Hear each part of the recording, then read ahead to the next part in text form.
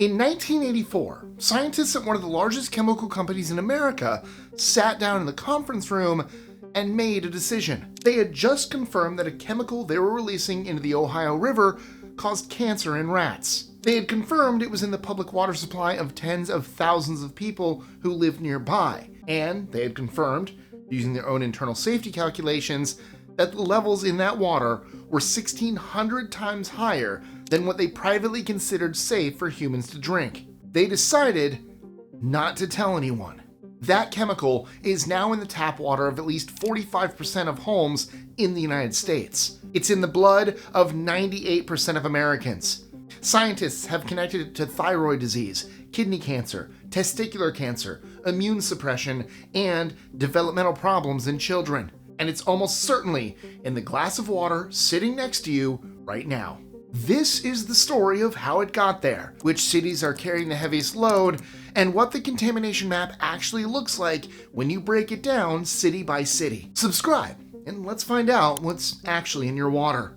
Part 1. How we got here. To understand what's in your tap water today, you have to go back to 1921, a mystery that started with refrigerators. Fridges in the 1920s didn't keep food cold the way modern ones do. They ran on chemical refrigerants, and the most effective ones were either toxic or flammable. Methyl chloride was the popular choice. It was odorless, efficient, and if it leaked inside your house, it could kill you in your sleep. 15 people died in Chicago in 1929 before anyone figured out what was happening. They were being killed by their kitchen appliances. In 1936, a chemical company called DuPont set out to find something better. Their scientist, a 27-year-old chemist named Roy Plunkett, was experimenting with a compound called tetrafluoroethylene. The manufacturing accident produced something unexpected, a white, slippery powder that wouldn't react with anything. He poured it on water, nothing. He tried acid, nothing. Every solvent in the lab, nothing. The material was chemically inert in a way nothing else was. DuPont called it Teflon, and for the next several decades, it made its way into almost everything. Non-stick pans, waterproof jackets, stain-resistant carpet,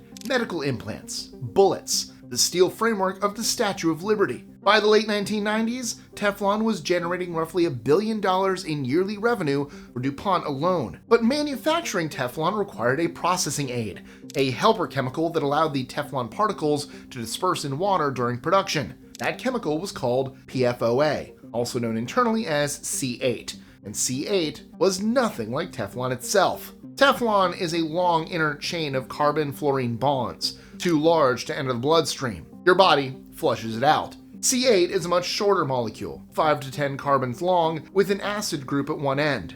That makes it small enough to enter the bloodstream and bind to the proteins that transport fatty acids around the body. Once inside, the same carbon-fluorine bonds that made Teflon indestructible made C8 impossible for the body to break down. It accumulated.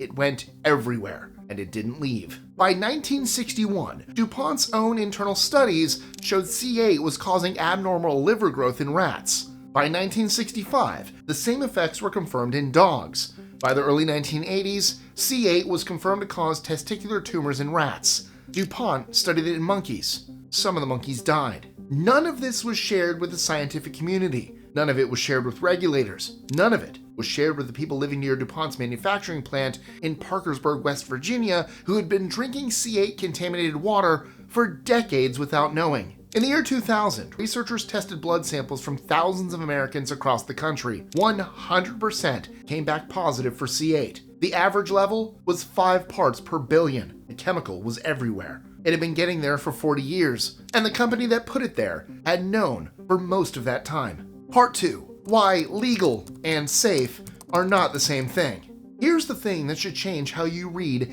every water quality report you ever look at. 93% of Americans, according to the EPA, receive their drinking water from a community water system that is in complete compliance with all health-based standards all the time. That statistic is technically accurate, and it's profoundly misleading. Legal limits for contaminants in drinking water are not set at the level science says is safe. They're set at the level regulators judge to be achievable, given current infrastructure and cost constraints. Those are very different things. The history of PFAS regulations illustrates this perfectly. When DuPont's own scientists calculated the safe level for C8 in drinking water, they landed on 0.6 parts per billion. They then rounded it up to 1. Their reasoning was that 1 part per billion was approximately the lowest concentration they could detect with available technology at the time. Effectively, if we can see it, it's already too high. Then they tested the water in the creek next to their landfill in West Virginia. It came back at 1,600 parts per billion. The US EPA didn't set any federal limit on PFAS in drinking water until April 2024. That's not a typo. For the entire history of PFAS manufacturing and contamination, stretching back to the 1950s, there was no federally enforceable limit on how much of these chemicals could be in your tap water. When the EPA finally set that limit, they landed on 4 parts per trillion for PFOA. To put that in scale, 1 part per billion is equivalent to 1 drop of liquid in a 2,500 liter tank. 4 parts per trillion is 1 drop dissolved across 5 Olympic-sized swimming pools. That's the threshold the EPA now considers dangerous. The same agency that, for 70 years, had no threshold at all. For context on where that places PFAS relative to other contaminants, the EPA's legal limit for lead in drinking water is 10,000 parts per trillion. For cyanide, it's 200,000. The scientific community considers PFAS dangerous at a level 50 times more stringent than cyanide. That should tell you something about what the research has found. The problem is that the infrastructure to actually remove PFAS from municipal water systems barely exists. Treating water for PFAS at 4 parts per trillion will require an estimated $47 billion in infrastructure investments across the US. The ongoing treatment cost is projected at roughly $700 million per year. Most treatment plants don't currently have the equipment. After a rule is finalized, facilities need time to comply, which means, right now, today, in most cities, even this inadequate new standard is not being met. Part 3. The contamination map. Not every city's water is equally contaminated. The distribution of PFAS, lead, arsenic, and other contaminants follows specific patterns that have to do with geography, industry, infrastructure age, and regulatory history. Here's how the breakdown actually looks. PFAS, the forever chemical layer. At least 45% of tap water in the United States contains detectable PFAS. That's the EPA's own estimate. The actual number may be higher because testing has been incomplete and the family of PFAS chemicals now includes over 14,000 distinct compounds, most of which have never been tested for in municipal water supplies. The highest concentrations are clustered around specific types of industrial activity. Military bases and airports are among the worst sources because firefighting foam used in training drills contains PFAS at very high concentrations. That foam soaks into the soil and percolates down into groundwater, sometimes for miles in every direction. Communities within drinking water distance of military bases have consistently shown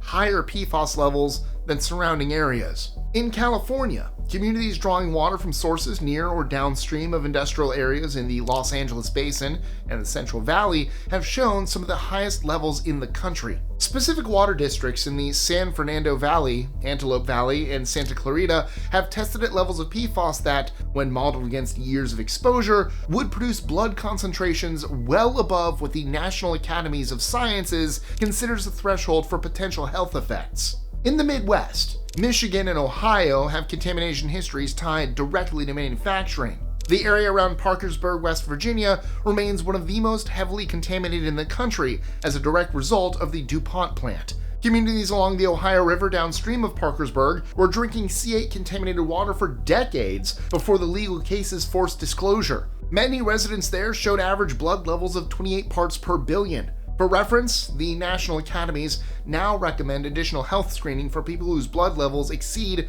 20 parts per billion.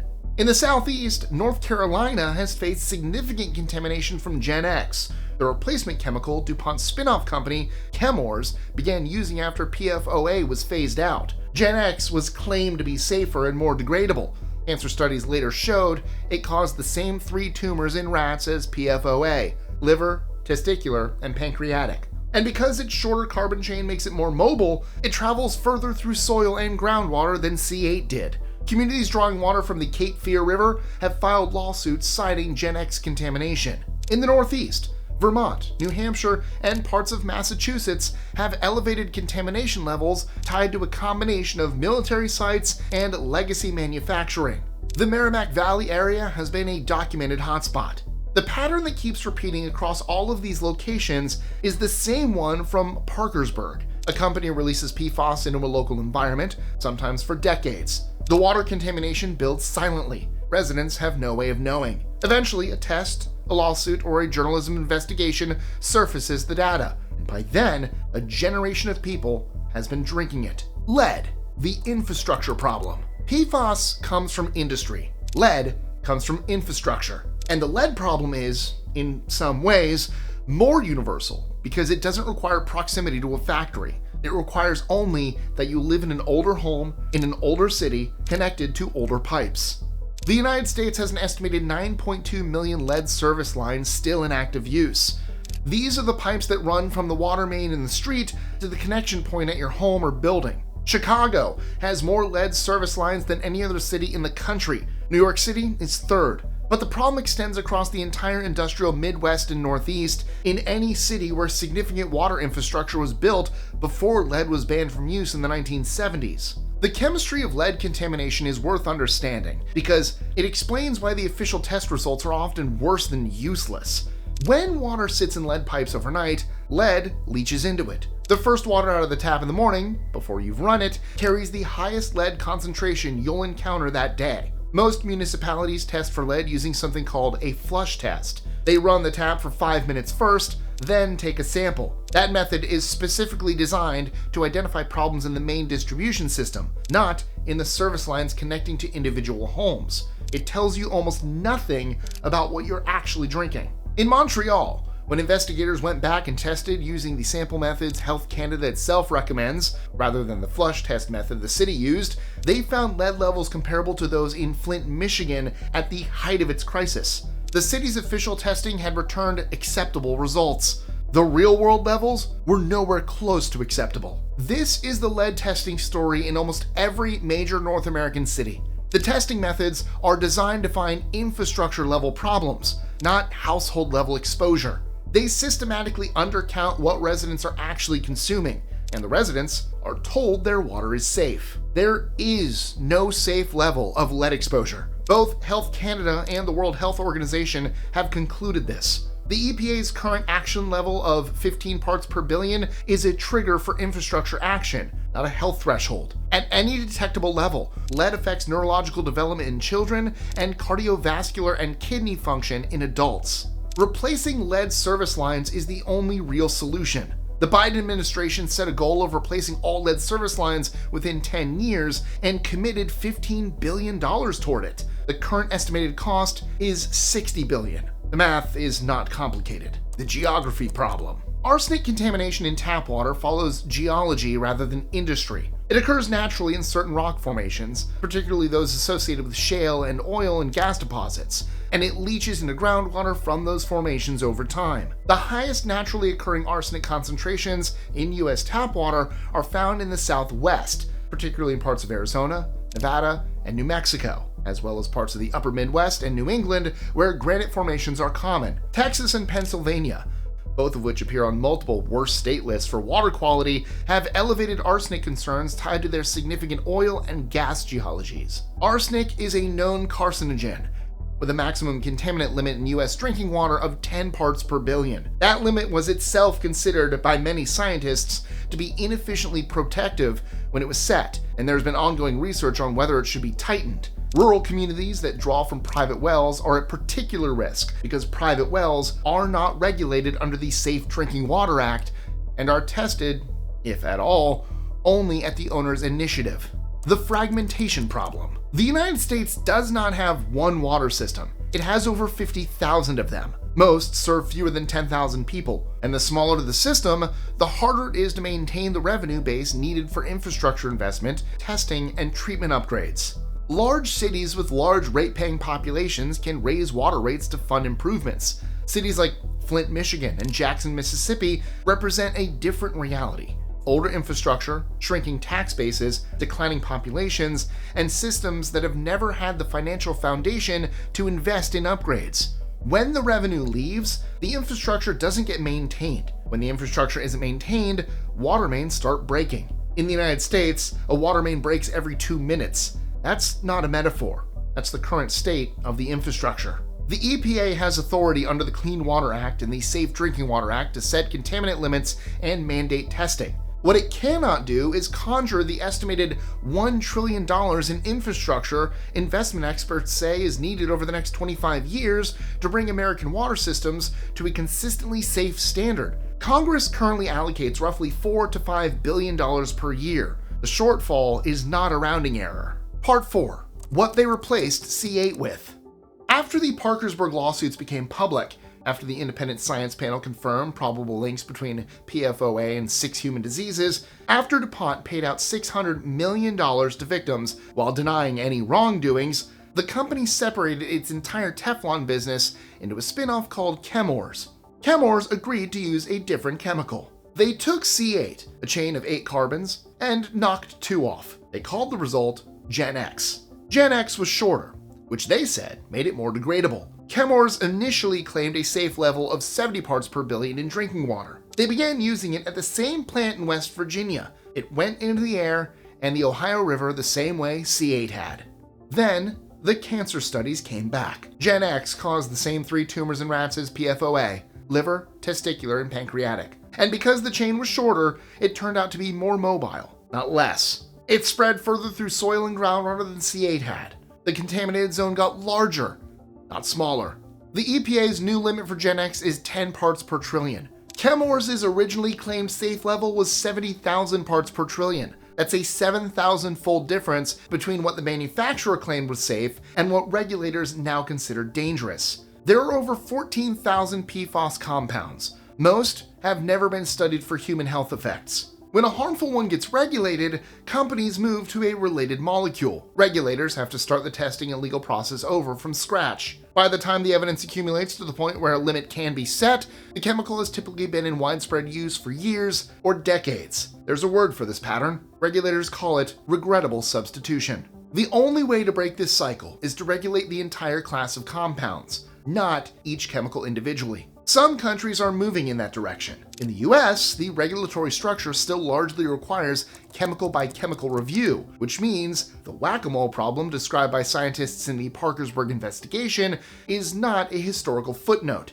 It's the current operating reality. Part 5. What you can actually do. The contamination described in this video is real. It's widespread, and the responsibility for it belongs to the companies that release these chemicals and the regulatory systems that allowed them to. Filtering your home water is not a solution to an infrastructure and corporate accountability problem, but it is the practical option available to individuals right now, and it's worth understanding what actually works. For PFAS, including PFOA, PFOS, and Gen X, reverse osmosis filtration is the most effective at-home option.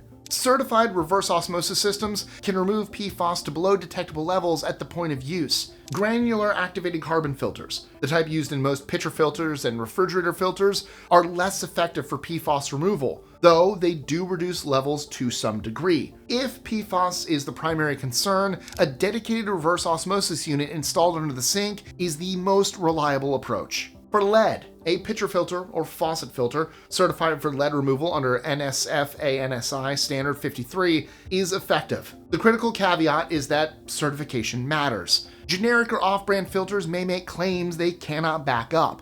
Brita's standard pitcher filter is not certified for lead removal under NSF 53. Their advanced filters are. The certification numbers are verifiable on the NSF website and should be checked before purchasing. For arsenic, reverse osmosis is again the most reliable removal method. One thing that doesn't work for any of these contaminants: boiling. Boiling water kills biological pathogens. It does not remove PFAS, lead, arsenic, nitrates, or disinfection byproducts. In some cases, it concentrates them by reducing the water volume. The instinct to boil as a safety measure is understandable, but misapplied to chemical contamination. The most important immediate step is knowing what's actually in your water. The EPA requires all community water systems to publish an annual consumer confidence report. This document lists all detected contaminants and the levels at which they were found, compared to the legal maximum.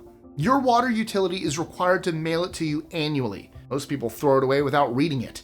The most useful thing you can do today is find last year's report for your utility, look at the contaminant table, and compare what was found to the legal limits. If anything is near or above the limit, that's the starting point for deciding what kind of filtration makes sense. If you're on a private well, you don't receive this report because your well is not regulated. Testing is entirely your responsibility.